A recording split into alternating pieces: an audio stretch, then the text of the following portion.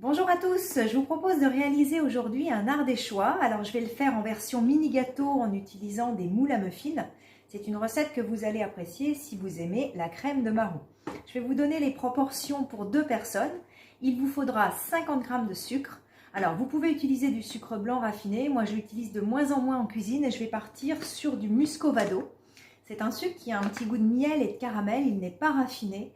Il est bien meilleur pour la santé et je trouve qu'en pâtisserie, il est vraiment formidable. J'utilise aussi souvent du sucre de canne complet, c'est l'équivalent du muscovado. Ou alors, si vous avez également du sucre de coco. Vous aurez besoin également de 50 g de farine. Alors, je vais changer aussi un petit peu la recette initiale. Je vais partir sur de la farine semi-complète. Vous aurez besoin de 50 g de beurre ramolli, d'un œuf, de 100 g de crème de marron.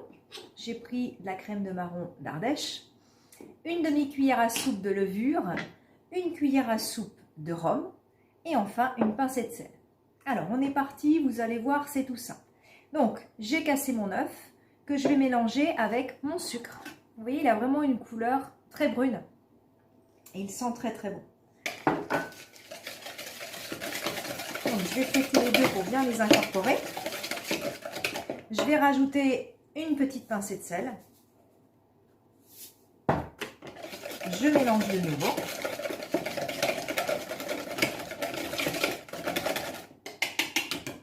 Je vais ensuite ajouter toutes mes matières sèches, à savoir ma farine, donc semi-complète ici, et ma levure. Donc là, je vais plutôt partir à la maryse.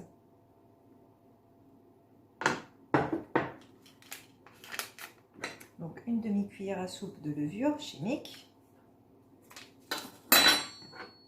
Je vais donc bien mélanger.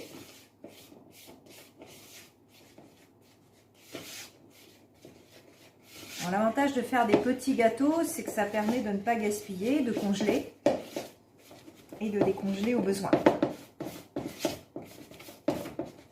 Alors côté couleur, ce qui va être plutôt sympathique, c'est que le sucre muscovado qu'on a mélangé avec la farine semi-complète, eh bien, va rappeler la couleur de la crème de marron.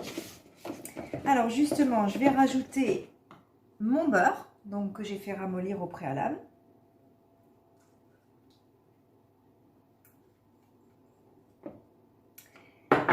La crème de marron.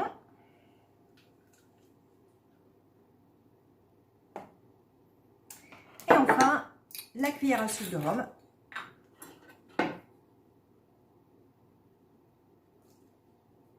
Et il me reste simplement à bien mélanger le tout.